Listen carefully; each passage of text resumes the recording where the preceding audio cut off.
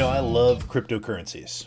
I love, I'm a technology geek by trade, but I have to say that I love crypto. I think it's a neat concept. I think it's a something absolutely important to the future of the world, and I still like it, even though right now is kind of a tough time. So let's talk about that after the intro, shall we? Welcome to my journey of self discovery, life balance, career success, and business creation. This podcast works to answer the question of how successful professionals like us stop drifting and get focused on keeping our careers and businesses growing rapidly while having a full, balanced, and vibrant life that we absolutely love. What we call the Third Power Life. And this is the Third Power Life Podcast. So cryptocurrency, digital currency, Bitcoin, right? I've been involved with cryptocurrency since, I guess, for a little over 10 years. Started in 2011, 2012, doing mining. I actually mined Dogecoin and Litecoin and all kinds of fun stuff. And if you don't know what cryptocurrency is, it's fine. You can look it up. I think it's a worthwhile thing. So if some of these coins don't make sense, it's okay. I know that like everybody kind of generally has their favorites for cryptocurrency. My personal Cardano and Bitcoin. Those are my two primaries. Got a little bit of Ethereum. And I do have some Dogecoin just for fun. But it's one of those things that for me has always been kind of an interesting experiment. And what I like about it is that it is essentially it's money that's not tied to any singular government, any singular centralized source. That it's basically it's money that has been democratized, right? And so it has the opportunity to help give everyone access to a financial system, even in other parts of the world where so in the US, we're kind of spoiled, right? We know that we've got access to money when we need it. There are not any major restrictions on what we're allowed to do and not. But there are many parts of the world where that level of access to a bank or a financial system or anything like that is not a reality. There are many places that if you want an interesting experience, look up the human rights benefits of Bitcoin. Amazing. Even have stories like in the war, when the war in the Ukraine started, right? You had people that everything had been shut down. You couldn't access the banks, you couldn't access anything. And yet there were people that had, their jump drive with their Bitcoin wallet on it, and they were able to go to Poland and to other places and access that money. And it made it so that they had it they weren't locked down because their government shut down or because there was a banking crisis or whatever, right? Now, you'll hear people talk about, well, yeah, but it's just for drug dealers and all, and for terrorists. Think of it.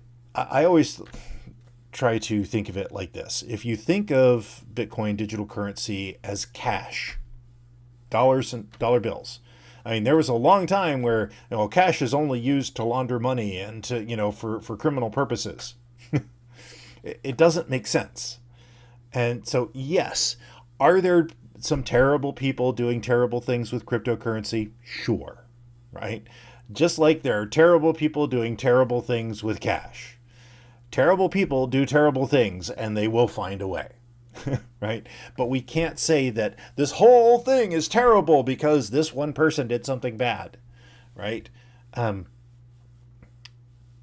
the whole idea of cryptocurrency is I asked one of my friends, what's the most important thing to you? And he goes, it allows the common man to be involved in a global currency. And for me, that is so true. It's the promise of having a financial system that is not centrally controlled by a few people. I know that that comes off as like conspiracy theory ish, right? But the reality of it is that our financial systems and the way that they're designed is crazy. And very small numbers of people have tremendous impact on the financial system. And it's not, I don't see it as sustainable. Eventually something's going to happen that's probably not going to be fun. And for me, cryptocurrency is a hedge on that kind of instability and that risk. So I do have, you know, a number of crypto investments. Not, it's not, earth shattering. I'm, unless Shiba Inu goes to $1, and if you don't know what that is, it's fine. But you know, I'm not going to be retiring on just my crypto income, right?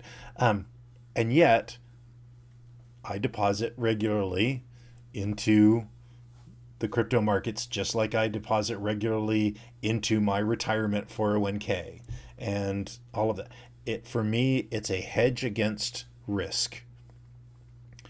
And, I also, because I'm a computer geek, I do my own things to help the networks. And, I've got my own lightning node. I've got miners in my garage. I've got, staking and, all of that kind of stuff that's really geeky, really technical, and you don't need to do it. But I'm doing my part to make sure that I'm helping those networks stay stable. And, it's just a little bit, but that's what's fun about it. That's what's cool, is being able to have that impact, albeit small, but, I have a full Bitcoin node in my house, right?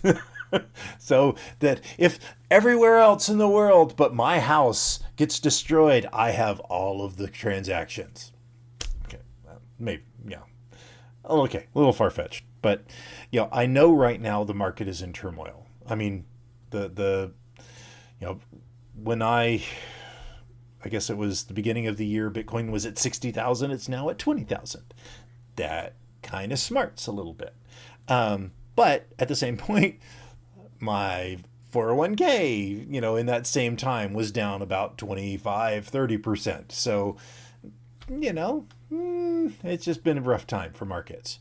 But, you know, if you look in the news and you can find negative stories and all of that, and just understand that in a lot of the crypto markets, you still have the same people trying to be greedy, trying to, overextend credit. You can always find the crises, but the foundation for me is solid. Um,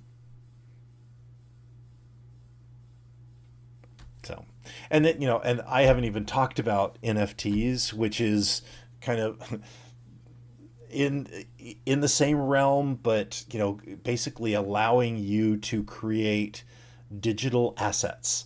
Now, some of it, like the bored apes, and it's an image that somebody pays like $10 million for.